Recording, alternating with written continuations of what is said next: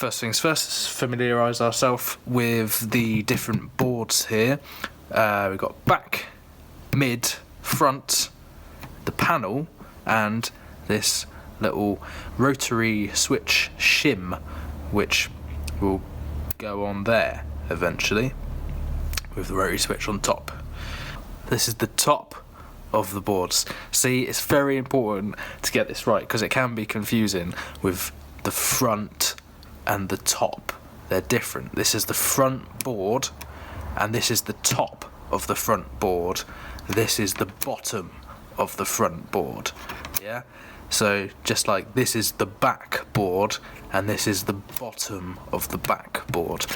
It's important to separate those terms because otherwise it gets confusing. Okay, let's start then with the smallest components on the back board. Put these to the side for now.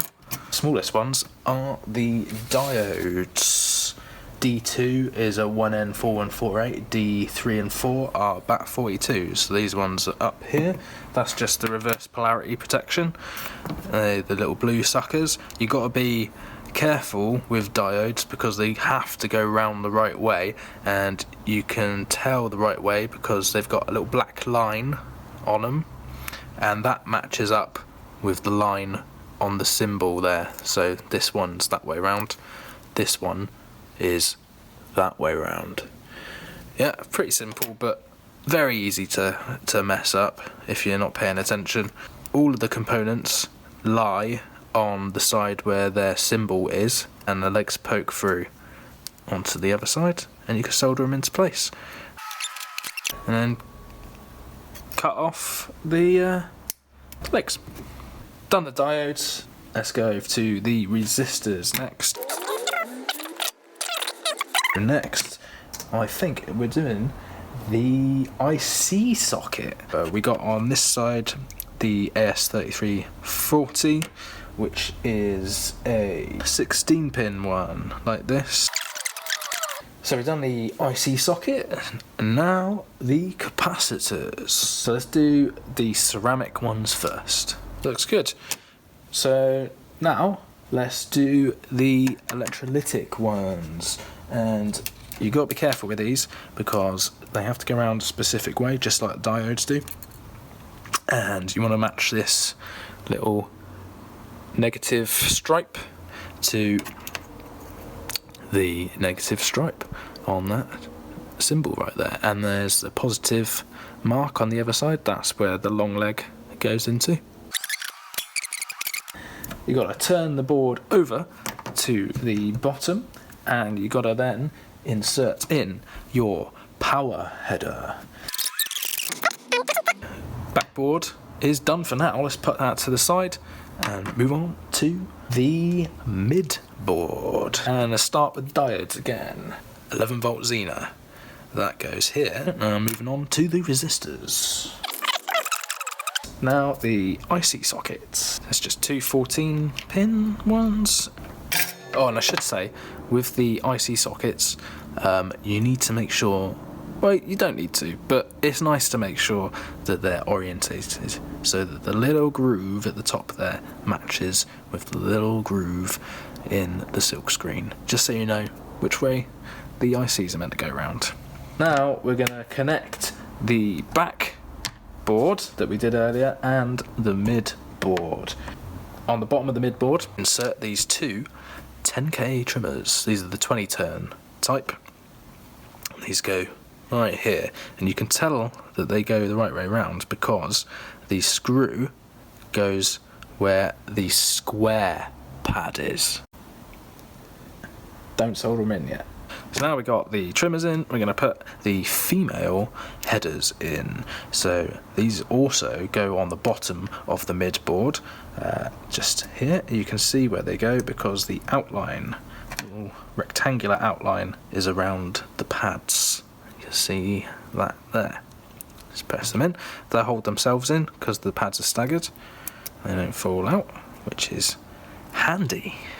So now on the backboard we want to insert the three male headers, and they go on the top of the board. Here you can see the outline for them around the pads there.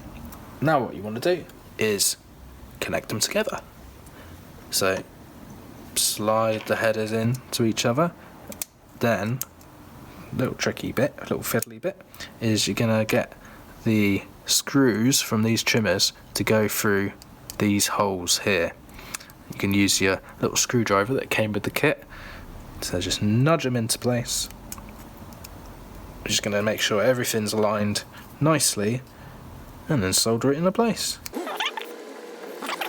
And then once that's all done, you can just put that to the side. Lovely. Now we're going to do the front board. Start by soldering the resistors and C8 here. Now you want to solder in the single turn 10K trimmer where it says frequency center. So what we're going to do now is connect the front board with the mid board, just the same kind of way that we did with the back and the mid board. So first thing you want to do is take one of the little M2 screws and put it in the hole just below R34.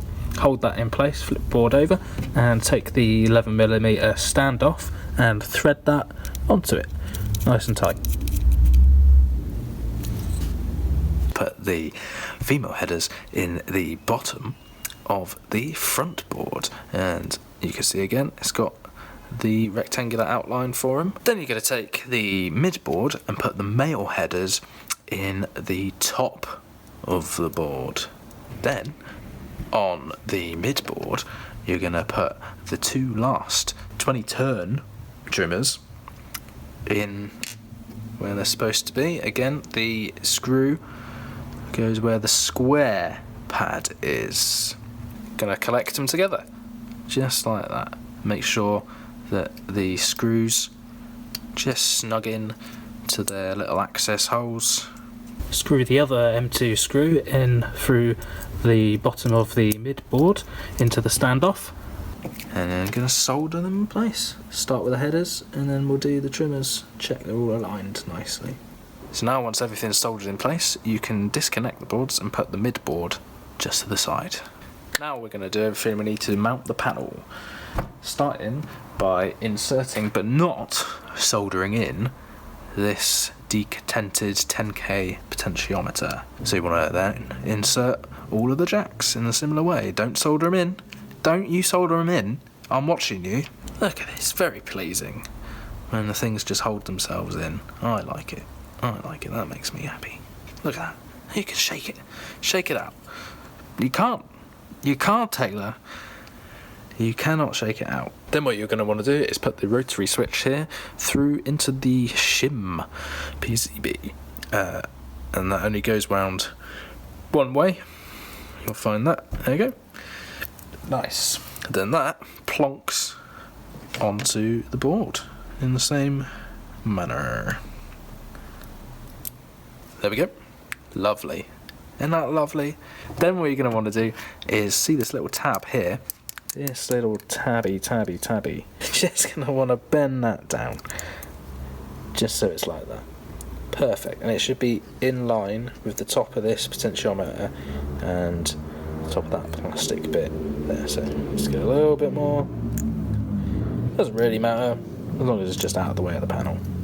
Now you're going to want to put in the slidey switch. Doesn't really matter which way round this goes. Press it down into here, and then you want to put the 1mm washer on this bad boy right there. Then you want to put the panel on over, get it in there, and screw everything up. Now the reason why I do it like this, without soldering the stuff in first and connect the panel, is because everything is lined up perfectly now, and whatever you do, disconnect the panel, whatever, you're not putting any stress on the solder joints, and it's all just going to last a lot longer, be a lot more reliable. That's a good thing. Then you just want to make sure that this switch here is pressed up nice and flush to the back of the panel. I normally put it on a tin so that it lifts it up a little bit, makes it easier. Okay, so now we've got all three boards fully assembled, what we need to do is pop in the integrated circuits and then connect them together. When you're putting in the ICs, just make sure this little notch here at the top also matches the notch in the socket and the silk screen there. If the legs are not bent over enough to fit nicely in the socket, what you can do is just put it sideways on a flat surface and just lever it over to bend all the legs across. Here we go. Snap this into there and then snap that into there. Perfect. Looks pretty good, I think. Next step is to just plug it in and see if it works. I'm going to be using my handy external power PCB panel there, available in my shop. And I just want to give a note on the ribbon cables. I like using these cool rainbow ones, but the standard ones just look like this, exactly the same, that you need to put the red cable to where the red label is there on -12 volts. So I'm going to plug a speaker into one of the wave outputs and turn on the power and see if it works. Yay, there we go. So it's making a noise, that's good. Now test all the other outputs. This is the sawtooth, yep, and the square, very nice. So I've got a CV controller here and we're going to test whether the pulse width modulation input works. I've got a speaker plugged into the square wave output and here is the input that I'm going to put into there. We're going to turn up the volume and then see if it has an effect. There you go, working perfect. So now I'm going to move that input from the pulse width modulation into the CV and we'll see if that has the expected effect. There we go, perfect. Let's just check the other one just for luck. Great. Now at this point you're going to want to go through the panel controls here and just see if they have the expected result. Don't expect them to be completely in tune or anything because we haven't done the calibration yet. So with the octave switch, you're just looking for it to go up and down in pitch in the right direction.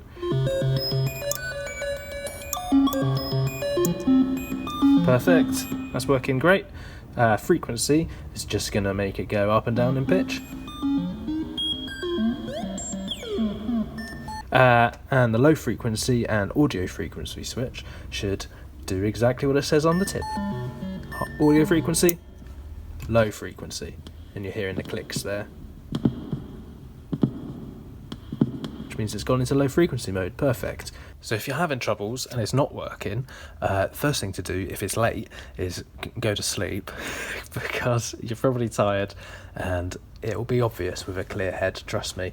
It normally is. Normally something very simple.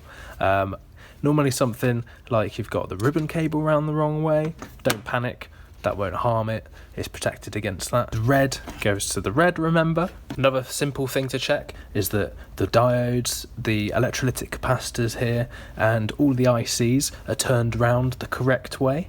It's a very easy thing to mess up and quite an easy thing to fix as well. Just desolder them, spin them around and resolder them back in if you have to. With the ICs as well, sometimes you can get a leg that's folded itself up and not actually inserted correctly in the socket, so just double check for that.